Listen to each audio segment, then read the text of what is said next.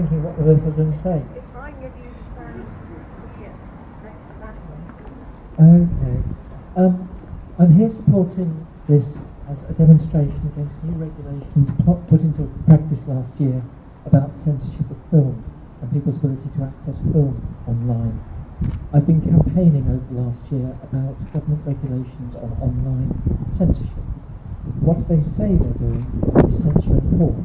What they're actually doing is putting in place a whole load of regulations, filters, that mostly come from abroad, from the States, from China, and imposing a standard upon the internet here that is not an English standard. For example, pornography in the States includes nudity. I don't think nudity is porn.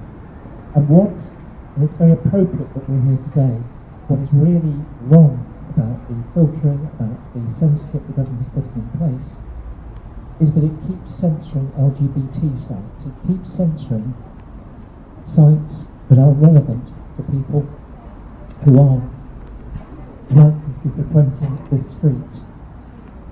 Two examples I was looking up because I do film reviews. I was looking up a site called the Pride Film in my local library. That was blocked. I was looking up an article by Julie Binder, of all people, about how the islanders of Lesbos object to the way lesbian is used to describe a sexuality. Apparently, if you live on Lesbos, you get a bit irate about that. That article was censored. And what is happening is that young people are going into libraries, they're going into public spaces, they're looking for information about their sexuality, about their gender identity, and if you're young and a bit scared and you find a great big notice saying you're not allowed to look at this site because censorship, because it's adult, because it's bad, then you're going to start to think your sexuality, your gender identity is wrong. So for those reasons, it's time the government thought again, it's time the government put in place a policy that is a good deal more rational around censorship. Thank you. Thank you to Jane. I've got Dennis. Dennis is going to say a couple of words for me. Thank you. Sorry, mate. Good afternoon. Thank you to everyone who's come down to protest today. I'm your local organiser from Consenting Adult Action Network. We are an inclusive organisation that campaigns about sexual liberation for all people. As you can see, I'm a disabled person. We don't have any particular campaigns about disability. We're about making sure everyone has access to sexuality of their choosing, which is what we're here about today. What we're here about today is simply consenting adults making a choice to do things they want to do and share things with each other. And we believe simply that government, ATVOD, and all of the rest of these bodies do not have any place telling us what we might look at and what we might do as consenting adults. We don't want to see our sexuality criminalised, and we also don't want to see images of our sexuality criminalised, because we think keeping that stuff amongst consenting adults is good enough. And we don't want the government in our bedrooms. We don't think what goes in our bedrooms has anything to do with the police. I mean, I'll stick to my usual rule. I'm a dom. If the police are going to come in my bedroom, then they're going to need to lend me their handcuffs. So thank you for those of you who did come. I know it's cold in Manchester. People who want to talk about porn, we like being in the warm, wanking away. Unfortunately, it's cold today in Manchester. We haven't had any rain, though, and we have some blue sky, which we've laid on just for the lovely Charlotte, who's come from down south. So thank you for joining us, and all of us just keep fighting for our liberation, because there's nothing wrong with consenting adult sexuality. Thank you. Thank you, Dennis. Ben, would you like to say a few words? And introduce yourself, that would be fantastic. Thank you. Hi, I'm Ben. I'm an adult producer here in Manchester. I'd just like to say a few words about ATVOD and about the censorship that's going on with online pornography, especially. Because I ran an adult pay site, legally producing adult porn. It's fairly softcore, and it was women just masturbating. But ATVOD closed me down because they felt my content wasn't suitable for the minors that might access the internet. They believe that children are going online, buying porn on debit cards, and actually, giving me some money and earning my profit and revenue, but they're not. But the censorship that ATVOD and the government's endorsing and imposing has a real risk of spilling over into other areas. So at the moment it's porn, at the moment it's sex, it's BDSM, but very soon it's other kinds of information. It's opposing the government, all kinds of political questions and answers can be censored from the internet. We've already seen it in Europe with Google, and the way that they're being asked to now remove search results from people because they request the information be removed, which is detrimental to their career and stuff.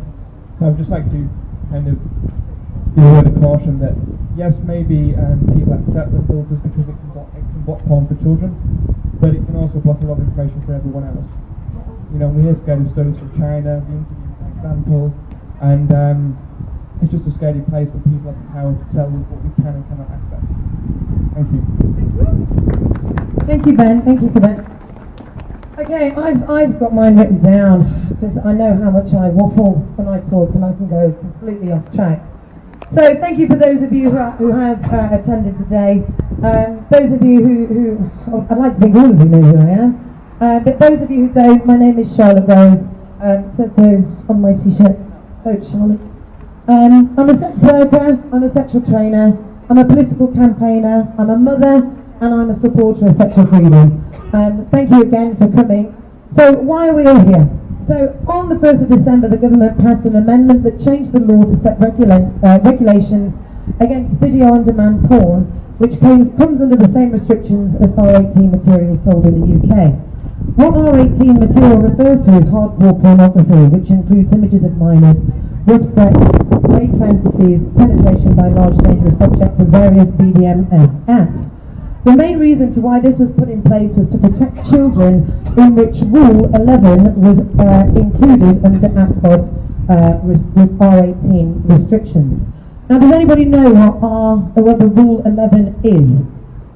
Okay, Rule 11 is harmful material, so it's protection of under 18s if an on-demand program service contain material which might seriously impair the physical, mental, or moral development of persons under the age of 18, the material must be made available in a manner which secures that persons will not see or hear it. So this is perfectly acceptable, you know, we're all for supporting the protection of children, right? But don't you think that we should also have a responsibility for parents and adults to ensure that we're protecting little eyes too? It's not pornography's responsibility to come into your home to ensure that your child is not looking at certain things he shouldn't be. But the other thing as well is, as a responsible parent myself, I do have certain filters in place to prevent my kids looking online. But when my child goes onto everyday sites like Facebook or YouTube and can access videos of ISIS beheading somebody or burning somebody alive, does that not deem you as harmful to their morale? Does that not deem harmful to them growing up knowing that they can access images on YouTube of things like that? But they're more concerned with online demand sales. It's a bit ironic, isn't it? So, on the 12th of December last year, I held the first protest against these ridiculous laws. The success of the protest is why we're here today. That protest was just the start of many. It went global. We're raising awareness, and the protest was out in public. So everything, as always, for protecting the eyes of young ones, had to be closed. It was a good job because it was absolutely freezing that day. The government claims that this new law is needed to show consistency from DVD sales to clips on demand. But we should ask, who do they think they are, taking our rights away to view legal and consensual sex online without a public debate? Julian Hubbard put on an early day motion on that morning to ask for a debate on the day for the protest, but unfortunately we did not get that debate. But this will not stop the good fight to get this squashed. The updated list of banned activity is not only misogynistic and sexist, but also discriminating towards niche markets and LGBT community. There's more. Caning, aggressive whipping, face-sitting, female ejaculation, fisting, water sports, to name a few. Oh, and let's not forget physical restraint. Yet the BBFC is more than happy to promote cable ties to restrain somebody in the film 50 Shades of Grey.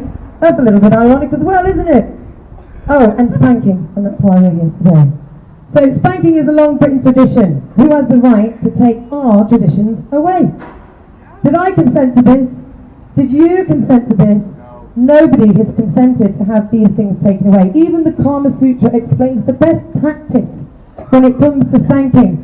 Surely if we learn the best practice, it should be safe. Isn't that how we are safe at places at work? By learning best practice? That we take responsibility for our own actions?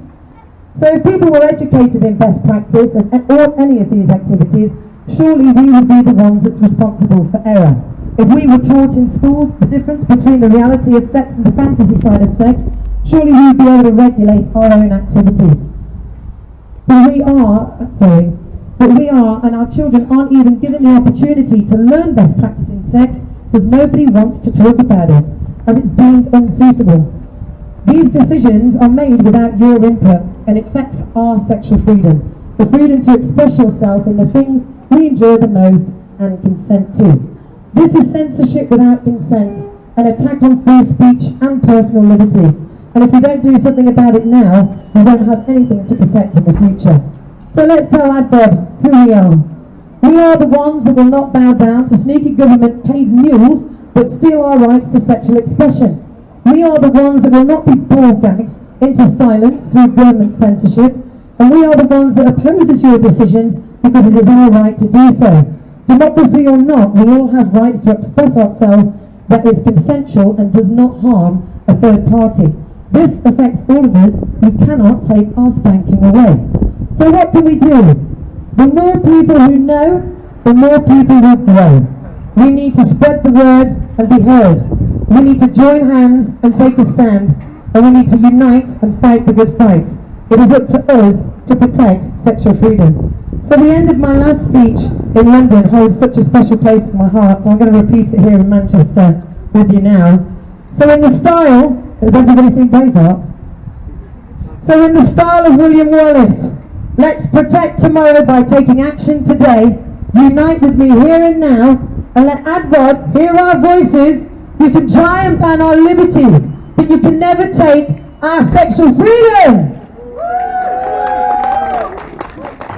So what we're going to do is we're going to mic up this lovely amp and get some music playing to the song of Hanky Panky by Madonna, and then we're going to do a little bit of a spanking session. Is everybody up for a spanking session?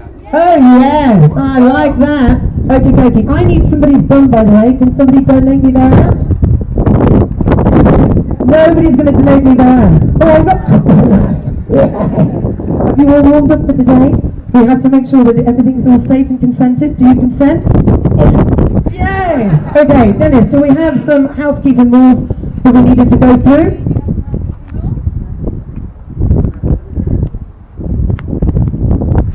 You want to read the housekeeping?